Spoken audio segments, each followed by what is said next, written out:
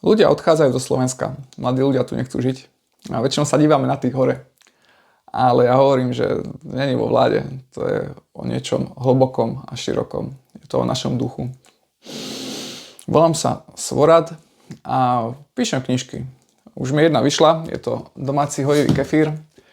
Je to kniha o mikrobiote, o zdraví, o celistvosti a o tom, ako si veľmi ľahko doma vieme vyrobiť kyslomliečný nápoj.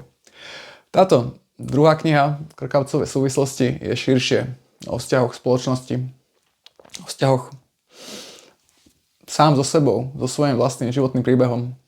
Postupne ide od užšieho, osobnejšieho cez rodinné, cez širšie, dejinné až do minulosti a stopuje práve tie boľavé miesta, tie rany, ktoré spôsobujú, že nás niečo bolí, že odvraciame pohľad, že sa prikláňame radšej k cudziemu ako tomu vlastnému. Mám 2 synov, prajem si, aby mali šťastnú budúcnosť a mali spojení s touto krajinou, tu, kde máme rodinu, odkiaľ sme, kde máme naše korene. Kniha je v istom zmysle príručka. Príručka na ceste, a nie ceste niekam, ale na ceste rozširovania obzorov. Staral som sa raz o Krkavce. Mal som pocit, že v niektorých ohľadoch múdrejšie odo mňa. Daroval som mu slobodu. A zároveň som v tej dobe začal tvorivo písať. Bolo to, ako by jeho hlas prehovára. Odpovedá mi na otázky. Prichádzajú odpovede. Môžeš sa podieľať na tomto projekte. Za podporu získaš výtlačok. Môžeš zobrať jeden sebe, priateľom.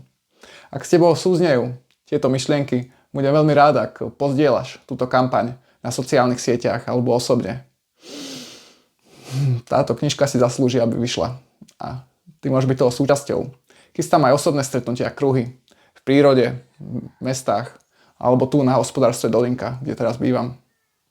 Aby sme sa stretli osobne a dotkli sa toho niečoho prapôvodného. Toho niečoho, čo nás spája s prírodou a s hĺbkou a šírkou toho, kým skutočne sme. Kniha Krkavcové súvislosti.